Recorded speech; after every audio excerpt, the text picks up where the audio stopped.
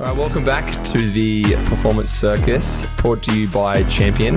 And I'm with my lovely co-host, as always, Bec Cole. Welcome back, Bec. Thanks. I can't wait to dive into this one. I think it's going to be something super interesting. Now, for the people that listened to the first episode, we had the wonderful Danny Kennedy come on, talk about failures versus mindset, the realities between the two. And I think for us today, we want to call this is our first power episode. Now, we've had Danny on, and after every episode, we're going to break down a little power episode. And for us today, we've learnt so much over the course of our careers. Both of us have gone on very different journeys in very different situations with very different people. For the both of us, I think I can very easily say that who we were when we first started out was nowhere near close to who we are as, I guess, athletes and also people away from the game as well. So in saying that, this week's power episode is going to be about what are the things you would have told your youngest self. You know, we walk in as 17, 18-year-olds as quote unquote professional athletes, real world, hit you smack bang in the face. You get an absolute Charlie horse you've never felt before and you're like, holy shit, what the f*** have I got myself into, not just as an athlete, but as a human being that's been just shotgunned into the real world. So I think starting this one off, like your initial story, like when did you start? Like when were you, you started to become a professional athlete? What was that like for you? And what are some of the lessons, I guess, to kick it off that you wish old Bec now, I know we call ourselves old because we are the old dogs now. I'm the oldest on my team, which is so cringe to say. Are you? I'm actually the oldest. Yuck. Yeah, we have a half-court shootout at game days. We have a half-court shootout and we go in age order, and I'm the last of the players. So it's a sad time in my life. But the young Bec Cole versus who you are now, what are some of the things you would go back and sit down over a nice iced latte and really deep dive and talk to yourself about? Yeah, there's definitely a few things. I guess my big Charlie horse was at the AIS and I was 19. It was just after we had the Under-19 World Championships. And I was playing one-on-one, and I remember you guys were with Stacker on the other court, and I just fell down, did my ACL, MCL, meniscus, and I remember Stack saying, that is the most I've ever heard a female swear in my life. I have a high pain threshold, and that shit was, it's like a bomb went off in my knee. Like that was just nuts. I think probably the first thing is probably since then I hadn't really had an injury. I played for Nuttallwood Inspectors as a junior, Vic Metro for state teams, and to be honest, I won a lot of stuff. And I worked hard, but to me, winning was that was easy, and I guess everything sort of came easy. And I remember doing my knee, and I was literally, obviously in all sorts because I was in pain, but Dad came down from Melbourne and I was like, Dad, my career is over. Like I just thought I was never going to play basketball again, which obviously looking back now, drama queen. But I think it would be, it's not always going to be smooth sailing. And I think, like I said, growing up, being super successful, I know I had to put in hard work. I was grown up that way by my parents. So super blessed in that. But it's not always going to be like roses and butterflies. And I don't think I knew how hard that was going to be, whether that be injury or whether at the AIS, the women, we were in the WNBL. All of a sudden I was losing all these games and I was like, I could not fathom how we lost. Like I had probably anger issues after all these losses. But I think that would probably be one is you have to be prepared for things not to work out. And obviously being younger, I didn't have the probably emotional capacity or the knowledge to figure that out. So it took me longer. Whereas now you have these processes. You have a list that, this is what's going to help me get through this situation. So that's probably one, is knowing you're going to have highs and lows, but I don't think I knew how high the highs would be and how low the lows would be. And that's just being a pro athlete. My second one would definitely be, when you've had it as well, when you get cut from teams or and you know you should be there, or like you don't get a reason why, is don't let someone tell you you're not good enough, whether that be as an athlete or, you know, you have a real job or just like at school. Like life is crazy now. Never let anyone tell you that, because that is bullshit, and someone's trying to make you feel this small. And I think that's where you have to surround yourself with good people, close people. I know who I am. I know how hard I work. That's not in my control, like Danny said, but I can respond to this how I do. And for me, you know who I am. My family knows who I am. My friends know who I am. And that's all I care about, and that's all I need to get through that situation. And remember how good and how powerful you are, because you are a good person and you do deserve good things. That's probably a really big second one for me. Yeah, I wholeheartedly feel what you just said, because two things that I guess every athlete's going to go through at some point in time is, or anyone, doesn't matter who you are, what you're doing, you're going to get to a scenario and there's going to be a brick wall standing in front of you. Now, that might be emotional stress and pain. It might be a physical pain. You just don't really know what it's going to be. Now, you can figure out a way to get through it, get over it, get under it. All the metaphors in the world aren't going to fix the fact that your knee's screwed, like you're injured. People, you know, roll over and die, and there's, it's it, you know, I'm done, my career's over, I can't play ever again. But the thing you start to learn from these circumstances, and I've snapped my Achilles, I've had ankle, shoulder, hand, back, elbow surgery, like the list just goes on and on, knee surgery. I think I'm at double digits now, so I think I get a gold token or a lucky pass for Hungry Jacks or something like that. So yeah, do we get a free cheeseburger? Come on, guys. I've given away enough free cheeseburgers now. I should be able to get a free one just for being injured. But it's one of those things that when I've ever been injured in my entire life, I've actually realised that it's probably the most needed thing I've actually probably required without fully understanding at the time, because when I did my Achilles, I was out for 12 months. I would just, in a game, went to just take off nice and slow. My legs slingshot forward. I felt someone kick me in the back. No one was there. Ugh. I knew straight away that what it was and the time required out of the game. But that was the biggest blessing probably of my career. Now, Danny spoke about sometimes the good things and the bad things aren't always what they seem. And I just thought, I'm knackered. I'm never going to be able to dunk. I'm never going to be an athlete again. But I turned around and I learnt the game. Like I really learnt the game. I understood the X's and O's, crossing your T's and dotting your I's in preparation, in the reality of what I had to do to be a professional. Wasn't putting the ball in the hole, wasn't getting steals, diving on the loose ball. It was about what are my daily processes and how can I be a better version of myself than I was yesterday. So I think for me that resonates so much, because I would go back and tell myself that all these times I beat myself up mentally and sometimes physically, because it was like you just run yourself into the ground because you're so focused on something that it's a sign. And sometimes you really have to listen to yourself, but I wasn't equipped mentally to deal with that. So I definitely think that the injuries is going to be something that gets everyone at some point in life. But there's also moments in time where, you know, the sun comes through and it's just like, holy shit, this is actually a blessing in disguise. So I think like hearing about your injury would be, you know, horrific to put yourself in that situation, but you found a way to kind of overcome that. So what is it that, you know, you've got so much in your life that goes on right now. You've gone back and you've told yourself these things, but what's the next step? Like, is it, you know, for me, it would be telling myself that I'm enough, telling myself that, you know, you can actually care about yourself and stop putting other people and distracting yourself with life. You can just take time to chill the fuck out and just be okay in your own space, because for such a long time, I've not been okay in my own space. It was like I've been so hyper-focused on so many different things, and 100% if a doctor came in and just went, mate, you got ADHD, I'd be diagnosed in a second because I just have to be doing something 24/7. But it wasn't until I realised that was actually hindering who I could become. That's when I realised, okay, I need to get out of my own way. And it took me quite a long time to do that. So for the people that listen, for the people that are going on these journeys, and this isn't just sport related, this is life related. Yeah.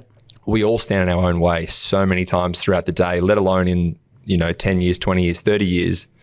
We clamp ourselves in scenarios.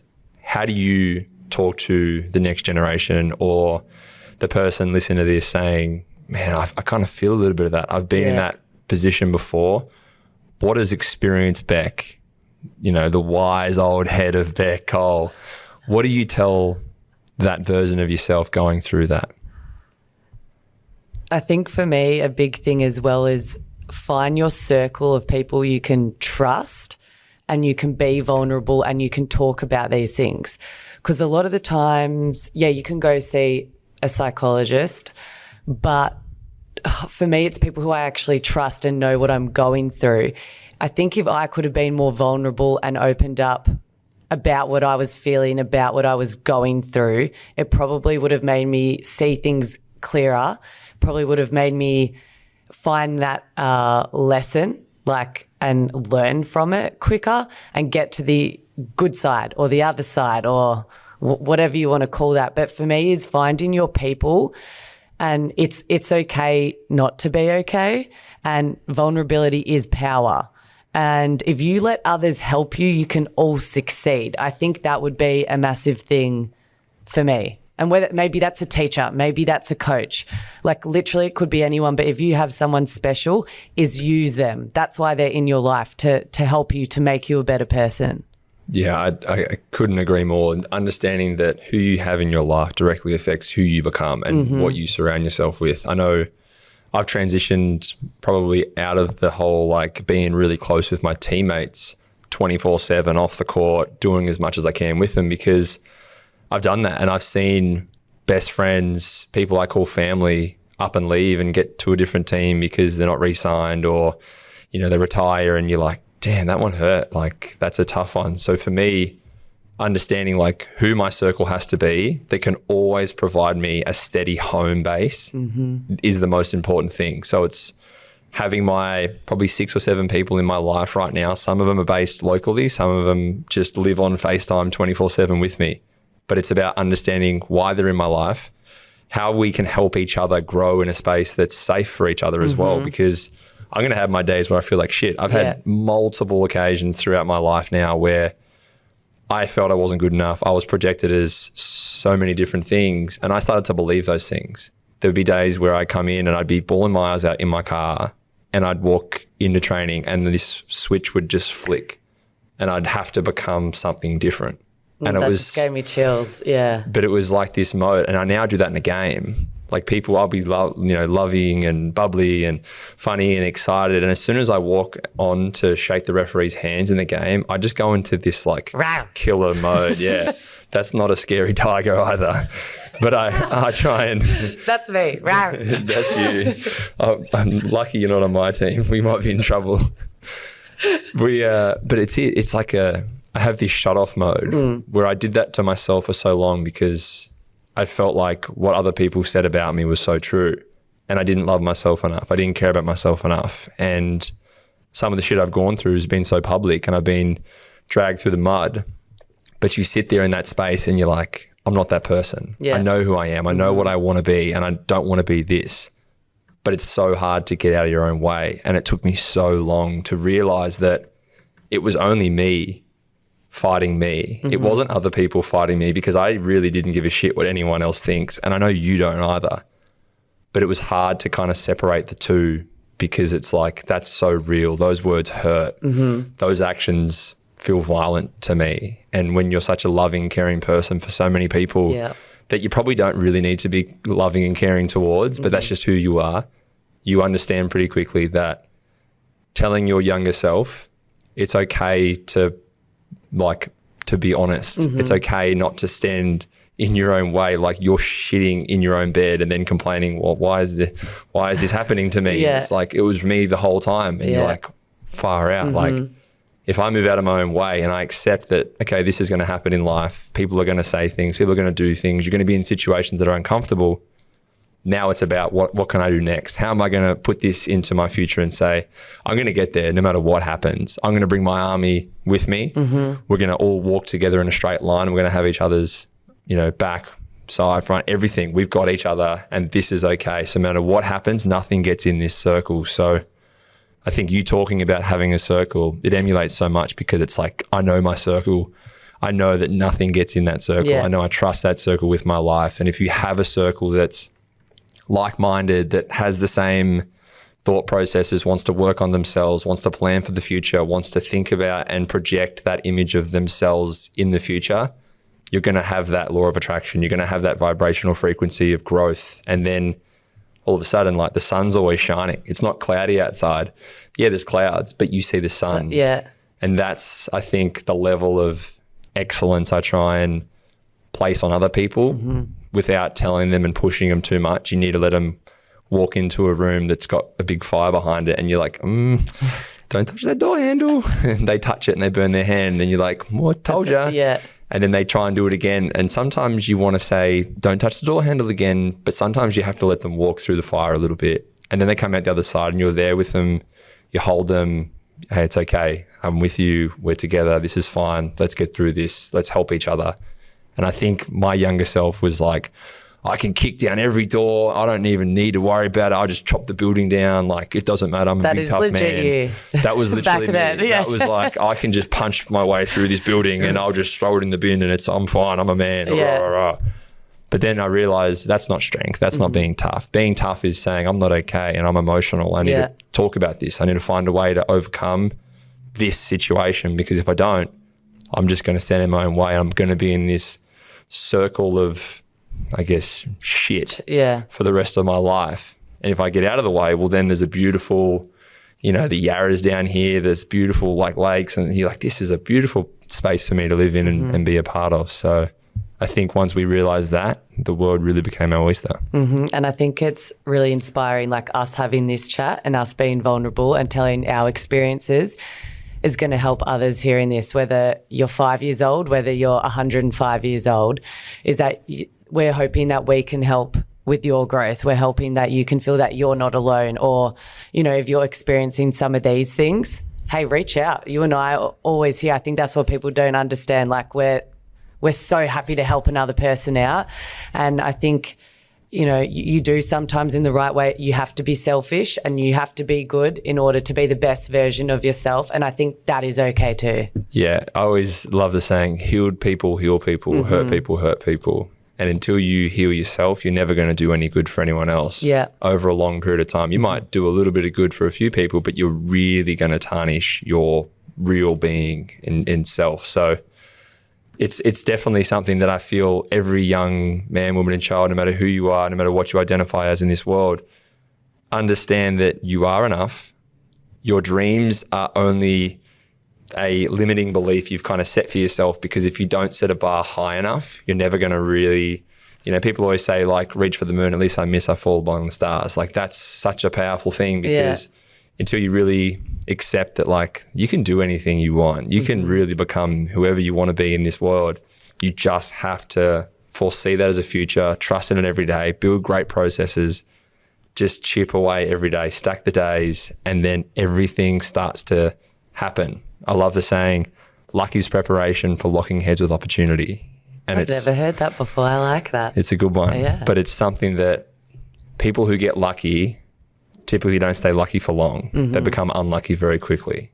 But those people that work really hard in the quiet and don't celebrate every little time they do an ice bath. Like, I can happily say this now. I built my own ice bath and I do 2 a day every single day. And I posted it for a day or two being like, oh, this is cool. Like, I'm doing it, but I committed myself to do something. I'm going to do it every single day. And once you do that, all of a sudden, the brain fog goes, you sleep quicker, you wake up with more energy. The body recovers. You feel like you're in a great space, and it's like, holy shit, I did one thing really well. I'm going to do another thing really well. And you're right, that addictive personality almost comes in, where your growth mindset, the performance mindset we've talked about previously, it's just all achievable. And you're like, it's just me versus me. There's no one else that needs to be involved. So I think that's a really powerful lesson for people to really take in and sit with, and then say, it's not always going to be perfect. It's definitely not always going to be easy. There's going to be tears. There's going to be frustration, and it's going to suck. But at the same time, there's so much good that's going to come from it, and that's the thing we all get to look forward to most.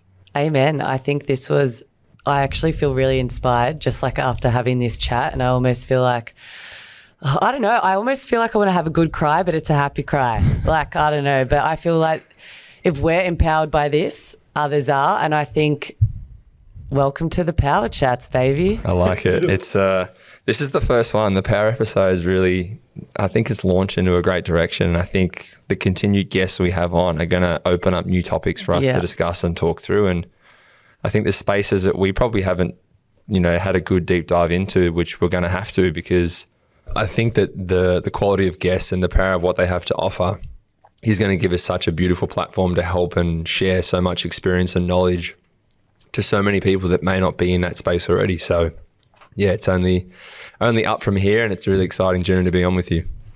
I know, I'm really excited for this, and I think we're going to, I think we're actually going to grow from this just as much as other listeners out there are going to. So you might be 6 foot by the end of all this. I bloody hope so. Maybe we'll be able to get a dunk soon. That'd be nice. But that's it for our Power episode. So thanks everyone for listening. If you enjoyed this episode, please like, subscribe, leave a review, share it on your story. And you can find us on Instagram at The Performance Circus and search that up on YouTube as well. And big shout out to Champion for making this Power Chat possible.